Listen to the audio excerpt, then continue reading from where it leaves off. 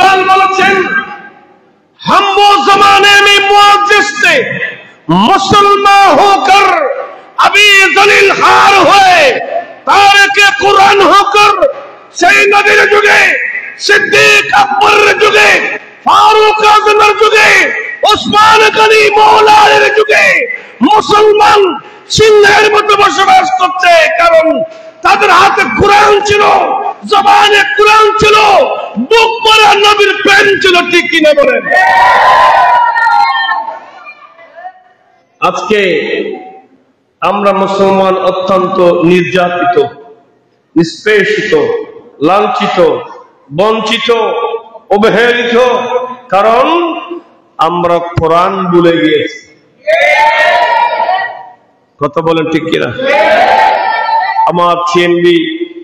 আমার ভাইদেরকে বলবো কয়জনের ঘরে সকালে কোরআন তেলাওয়াত হয় কয়টা করে কোরআন তেলাওয়াত হয় এখানে অনেক মুরিদরা আছেন অনেক মুরিদরা এখানে আছেন আমরা কোরআন শিখেছি ফোরকানিয়ায় ঠিক কিনা